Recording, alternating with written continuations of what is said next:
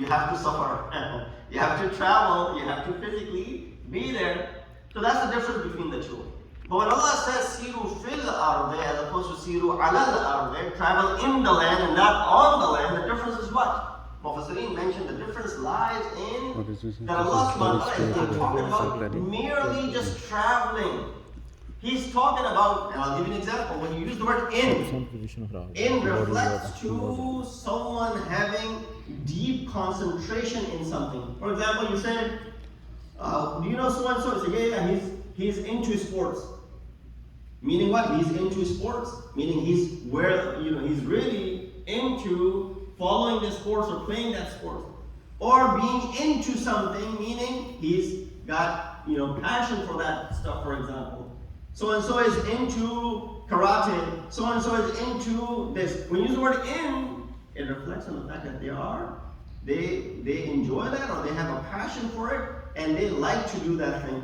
As opposed to, for example, someone else who's not into sports as much. So the fact that Allah says, Siru fil ardi, refers to the fact that Allah is saying, don't just travel for leisure and for, just to sightseeing and whatnot. No, Siru fil ardi, meaning travel with ta'ammuq, travel with concentration and with contemplation and with thinking and thought process so that you ponder over this travel. The concept of in is being explained with the word fi over here, that don't just travel for the sake of, luxury and leisure and whatnot, for business and pleasure. No, travel for the sake of gaining some knowledge from it and learning something from it, and of course, taking heed from this. So, this is where the word sayr and the word fi is being used over here. There's a riwayat from our beloved Imam Hassan Askari alayhi where he uses the word safar in it. He says, Inna al-wusula ila Allahi safarun. That reaching Allah subhanahu wa ta'ala is a travel, safar.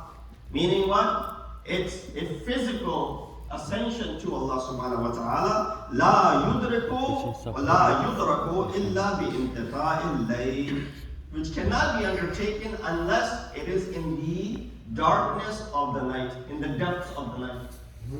They refer to that this concept refers to the depth of the night, meaning that you stand up for Salatul Layl, when you stand up for the Qiyamul Layl, when you do Sujoodul Layl, when you worship Allah subhanahu wa ta'ala in the darkness of the night, when no one can really see you.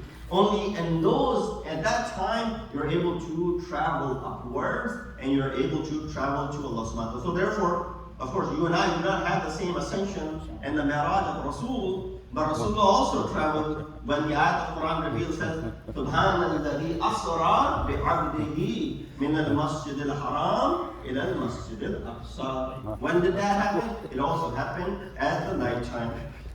So there's a story of one of the famous authors, of the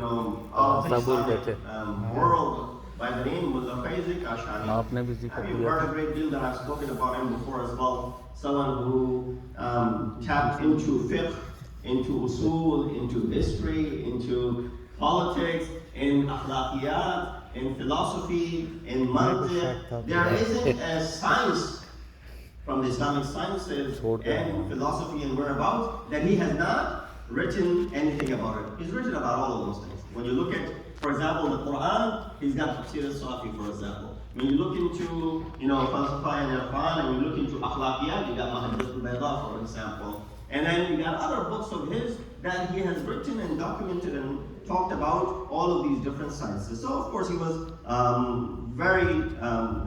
he was mullah in that sense, that he was a very accomplished scholar of his time. His story is that he wanted to go study Ulum al-Din. And he wanted to travel, I believe, to Isfahan, and he wanted to travel to Shiraz, but his father was very possessive of him. He said, no, I don't want you to travel to another city. Of course, back 300 years ago, travel was not that easy. And then sending your son or daughter to another city at that young age was frightening. So he said, no, I don't want you to travel. But the son had this passion. He said, let's refer to the ayat of Quran. Let's do istikhara. So they did istikhara, and the ayat of Quran that came out was Surah Tawbah, ayat number 122, which said this: وَمَا كَانَ الْمُؤْمِنُونَ لِيَنْفِرُوا كَافَّةً فَلَوْلَا نَفَرَ مِنْ كُلِّ فِرْقَةٍ مِنْهُمْ طَائِفَةٌ لِيَتَفَقَّهُوا فِي الدِّينِ وَلِيُنذِرُ قَوْمَهُمْ إِذَا رَجَعُوا إِلَيْهِمْ لَعَلَّهُمْ يَحْذَرُونَ. That why not some of, it is not incumbent upon all, but why not some of the mu'mineen, some of the believers, amongst the group of people, go and study and do tafaqquh fi din, meaning ponder over the religion, وَلِيُنذِرُ قَوْمَهُمْ, and then come back to warn their people after having attained this knowledge. So look, I want to go attain the use. A lot of time people do istikhara and they're just trying to basically, get a supplement to what they already have made the decision to. They've already made a decision to buy the house. They just want the istikhara to become positive as well, so they can just go ahead and make the done deal. No. So it does not bring any sort of obligation or hurmat upon you. So the father was still not convinced. And then he said, let's do tafawul from the divan of Amirul Mu'mineen Ali ibn Abi Talib. Allahumma salli ala Muhammad wa alayhi. Urdu mein jisko aap kehte hain faal nikalna. So do tafawul. Quran says tafawul. There's a tafawul from Quran and there's tafawul from the divan of Amirul Mu'mineen. So they did the same thing. They opened up the divan of Amirul Mu'mineen, the ash'ar of Amirul Mu'mineen. And the share that came about was this: تغرب عن الأوطان في طلب الهدى وسافر وفي الأسفار خمس فوائد تفرد هم واكتساب معيشة وعلم وآداب وصحبة. He said, تغرب عن الأوطان, go and travel into different lands في طلب الهدى, in order to seek and attain that which is high ilm and knowledge. Wasafir, and travel and do safar. Fafil asfar khamsu fawaid. When you travel, there are at least five possible benefits of traveling. And then he said, well, look, even Amirul Mu'mineen is commanding me to go ahead and travel. Why is it that you are stopping me from doing so? So he mentioned, what are those five things? Number one, comfort from distress, earn livelihood and knowledge, morals, and the company of Majid. Number one, it says comfort from pain and distress. If one stays in one place, it eats the same dish or the similar dishes, for example, for too long, it becomes monotonous, right? They're just doing the same thing over and over again. It starts to get boring. He says every now and then there has to be a need of renewal, and doctors also recommend that you should change your environment sometime. Go out and come back to the upper and the original, but go for a little while to change the atmosphere that you have been in, for example. Number two, earning livelihood. Sometimes you have to travel to go ahead and earn your livelihood. Number three, sometimes you have to travel to go ahead and seek knowledge. Remember the story of Hazrat Musa alayhi salam? Allah subhanahu wa ta'ala sends him towards Israel. Go to one of our ibad, one of our servants, and seek knowledge from him.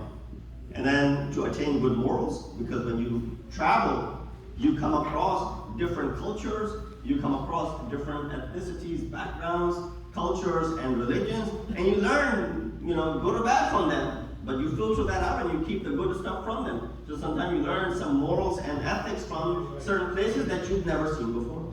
So right away, it's a means of learning morals, and if, for example, you go for ziyarah of Ma'asumin, you go to Qum, you go to Najaf, you go to Mashhad, you go to Karbala, you're always going to run into the scholars and the ulama over there, and being in the company of scholars and ulama, you'll definitely increase your knowledge, and it is also mentioned in the Rawaya. And last thing, Suhbatul Majid, your senses feel this. Many times people travel and meet generous and honorable people. You spend time with them, looking at their hospitality. Those who've gone for the Arba'in ziyarah, I'm sure, needless to say, all the hospitality that is provided by the local people, who may not be that affluent, but because of their, love for Sayyid al-Shuhada, they go out of their way. 4 or 5 minutes, I'll conclude.